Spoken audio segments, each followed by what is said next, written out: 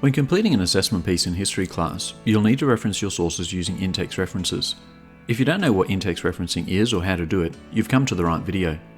In the next few minutes, I'll explain in-text referencing using APA style, teach you how to create them, and give you some examples.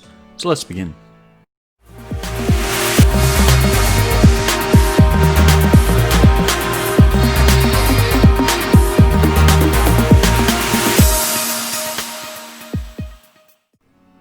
Welcome back to another History Skills video. Today we're looking at how to create in-text referencing using the APA referencing style.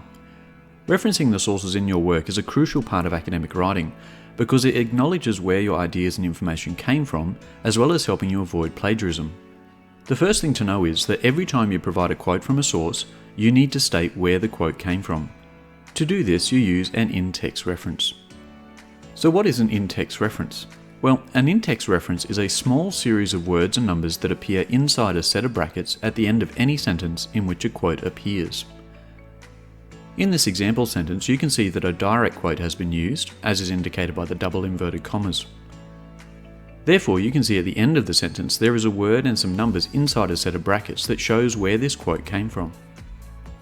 In-text referencing is important because it provides your marker with all the information they need to know where the quote in the source came from. It is important to note that the in-text referencing is required regardless of whether you've used a direct or indirect quote. So how do you create an in-text reference?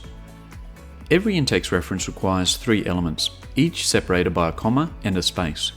These elements are, firstly, the creator's surname, secondly, the year of publication, and finally the page number in the source.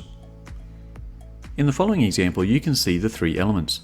The author's name is Smith, the year of publication is 2018, and the page number is 67. Together, these elements create the in-text reference. While this seems very simple, and it is, there are a number of rules you need to know in order to use in-text references correctly throughout your work. Rule number 1. In-text references always appear at the end of the sentence where a direct or indirect quote has been used just before the full stop. Rule 2. The reference must be placed in circular brackets. Rule 3. If you happen to state the creator's surname in the sentence itself, you can leave that part out of the in-text reference. For example, in this sentence, I have stated the author's name is Smith, which is part of my sentence, which means that I only need to state the year and the page number in the reference itself. Rule 4. The three elements, surname, year, page, must match the bibliographical reference for the source as it appears in your bibliography or reference list. For example, here is my bibliographical reference for my source, which shows the author's surname and publication year. These details must be the same in my in-text reference so that the marker can see which source I quoted from. Rule number 5. If there isn't a page number in your source, like on many web pages, simply place a lowercase n.p. instead of a page number. The n.p. is a simple abbreviation that means no page. Rule number 6. If you use multiple quotes from the same source in the same sentence, the in-text reference only needs to appear once. However, if the two quotes came from two different pages from the source, that needs to be shown in the reference. For example, you can see in this sentence that I have used two quotes from the same source, so I only need the one in-text reference at the end, showing the two different page numbers the quotes came from. Rule number 7. If you use multiple direct quotes from different sources in the same sentence, the in-text references for each source need to appear after each direct quote.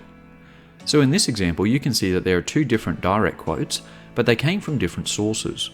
As a result, there are two separate in-text references, each appearing immediately after the quotes. And finally, rule number 8. If you use multiple indirect quotes from different sources in the same sentence, the in-text references for each source need to appear together in the in-text reference at the end of the sentence, with each source being separated by a semicolon. This is shown in the following example.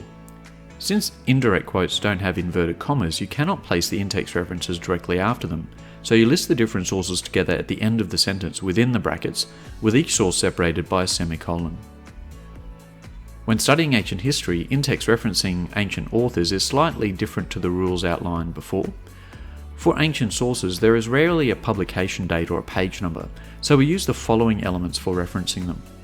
The in-text reference for an ancient source requires firstly the ancient author's name, the title of their work, the book number in Roman numerals, and the paragraph number in normal numerals. For example, this reference shows that a quote came from an ancient writer called Herodotus, in his book called Histories, from book number 7, which is in Roman numerals, and from paragraph 24. Now you have a better understanding of the in-text referencing system in APA, I hope you feel more confident in your studies. If you need further explanations, examples and advice, head over to the historyskills.com website, and I'll see you next time.